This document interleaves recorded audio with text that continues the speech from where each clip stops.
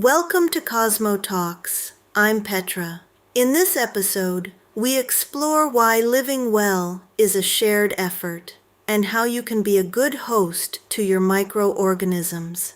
Because together, you form a fascinating ecosystem. And when the interaction is right, when the crosstalk runs smoothly, you flourish. What if health was never something you could achieve alone?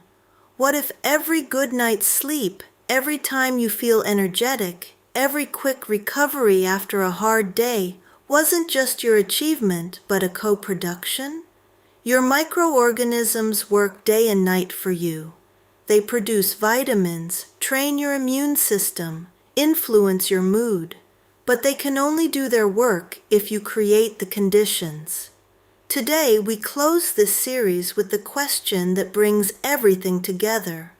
How do you become a good host to your trillions of guests? You're not a passive spectator of your own biology, but you're not its dictator either.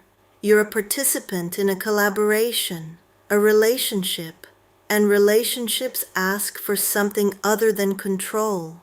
They ask for tuning, attention, and mutual respect. You cannot force your microbiome to be healthy, but you can create the conditions in which it flourishes. So what does your microbiome need to do its work? First, diversity in your diet. Your gut bacteria thrive on fibers, polyphenols, and fermentable substances from plant foods. Each bacterial strain has its own preferences. The more diversely you eat, the more diverse your microbiome.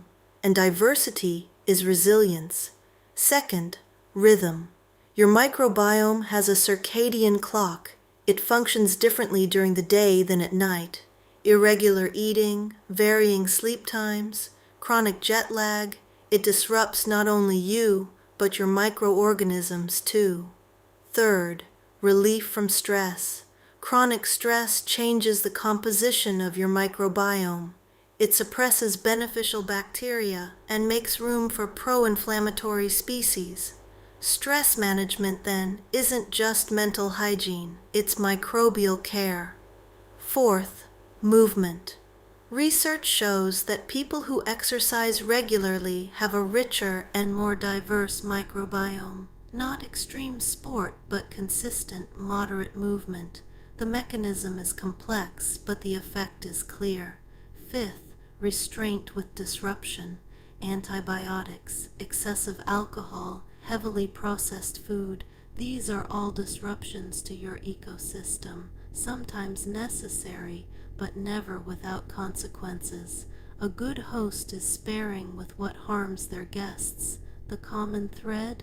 Your microorganisms don't ask for perfection. They ask for conditions in which they can function. And most of those conditions are ancient. Eating varied, moving, sleeping, not being in fight or flight mode all the time. It's almost disappointingly simple, but simple doesn't mean easy. When I started Cosmo Group in 2007, I thought the key to health lay in more measuring, more knowing, more data. And to some extent, that's true. Multi-omics, integrating genomics, microbiome analysis, and metabolomics has shown us things we would never have found otherwise. Patterns, connections, individual variation we used to dismiss as noise. But the deepest lesson from all our research is perhaps this. Technology can show you what's happening, but it can't take care of you. Every time we truly helped someone, it was because they were willing to change something, sometimes small, a dietary adjustment, a different sleep habit, a conscious choice to approach stress differently. The most beautiful messages we receive are never about data. They're about city trips that are possible again, about sleeping through the night after years of restlessness, about music that resonates again after months of sensory overload. Those aren't technological successes. They're human successes, with a little help from trillions of small partners. Here's where it all comes together.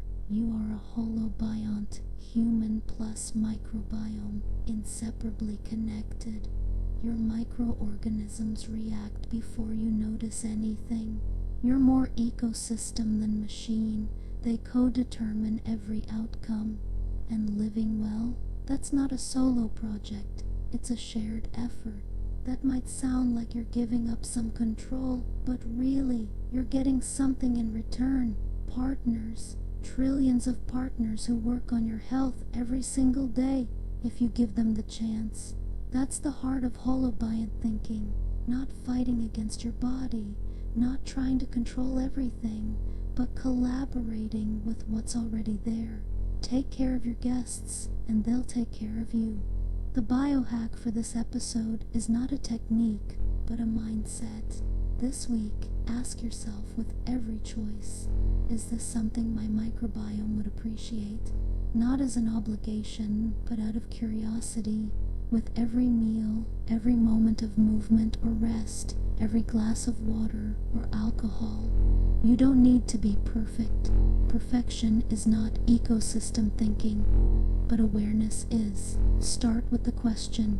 The answer will become clearer on its own. This was the final episode of our series on the human as holobiont. Let's look back for a moment. You are never alone.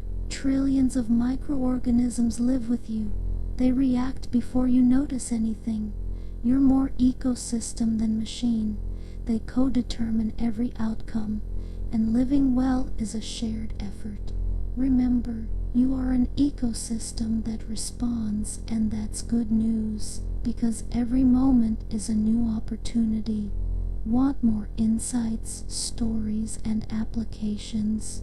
Find us at cosmogroup.eu and on social media. Until the next episode.